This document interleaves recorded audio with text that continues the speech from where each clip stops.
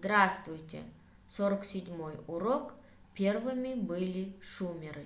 Сәлеметсіздер ме? 47-ші сабақ. Бірінші болған шумерлер. Сегодня на уроке вы изучите указательные, неопределенные, вопросительные, отрицательные наречия, научитесь определять новую информацию, производить морфологический разбор наречий, подводить итоги по теме урока. Прочитайте ключевые слова урока. Сабақтың кілт сөздерін оқимыз. Как вы думаете, в чем были первыми шумеры? Қалай ойлайсыздар, бірінші шумерлер неден болды? Упражнение первое. Послушайте. Является ли эта информация для вас новой? Бірінші жаттығу. Тыңдаймыз. Бұл жердегі мағлұмат сізге жаңа ма? Сколько наречий использовано в тексте? Мәтінде қанша стю қолданылған? Назовите их, что они обозначают. Оларды атаңыздар, және олар нені білдіреді? С какой частью речи они сочетаются? Қандай сөз таптармен байланысады? Мы записываем мысли, когда хотим сохранить их и использовать потом, или когда хотим, чтобы кто-то когда-нибудь прочел наши записи. До изобретения письменности древние люди вели устные летописи, передавая устно сведения о событиях истории. Эти сведения, иногда в виде длинных поэм, приходилось заучивать наизусть, чтобы поделиться им с другими людьми. Упражнение 2. Прочитайте. Екінші жаттығу оқимыз. О чем вы узнали? Нені білдіңіздер? Соответствует ли название текста его содержанию? Мәтіннің тақырыбы мазмұнына сәйкес келе ме? Вы пишите из текста все наречия вместе со словами, к которым они относятся. Мәтіннен барлық стюді теріп жазамыз қасындағы сөздермен. Напишите над наречиями вопросы, на которые они отвечают. Стюдің үстіне сұрағын жазып кетеміз. Укажите разряд. Разрядын көрсетеміз. Следующее. Упражнение 3. Үшінші жаттығу. Спешите, подчеркивая наречия как члены предложения. Стюді сөйлем мүшесі ретінде астын сызып, көшіріп жазамыз. Что они обозначают? Олар нені білдіреді? В каких предложениях наречия использованы для более точного выражения мысли?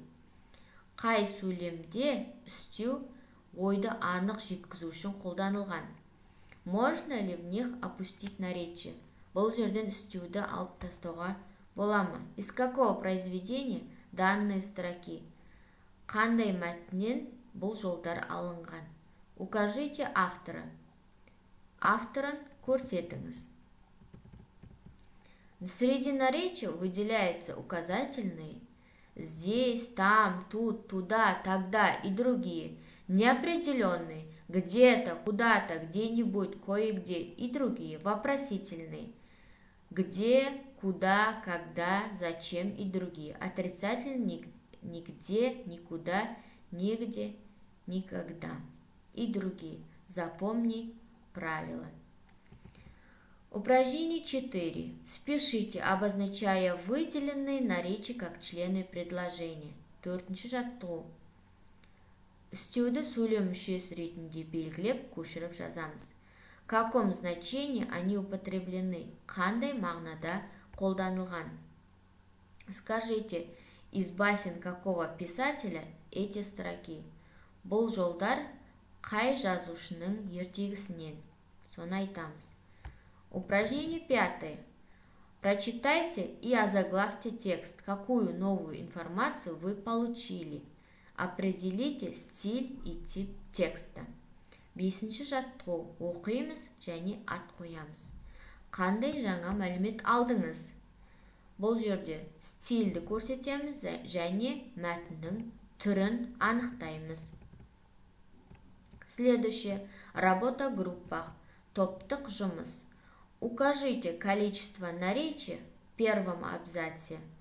Бірінші абзацтағы стю санын көрсетеміз. Укажите количество наречий во втором абзаце. Екінші абзацтағы стю санын көрсетеміз. Второе.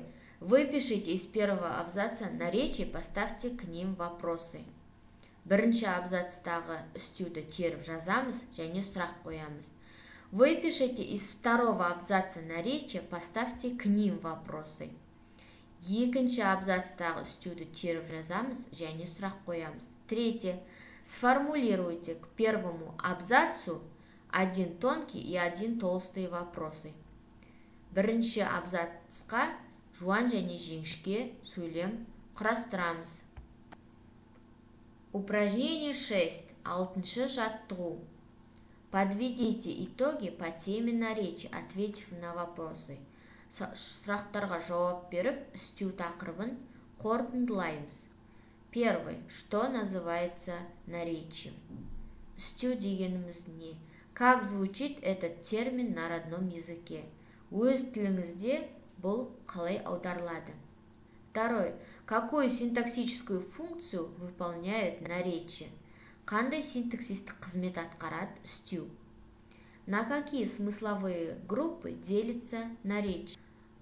Үстеу қандай мағыналық топтарға бөлінеді? Упражнение 4. Чем отличается наречие от других самостоятельных частей речи?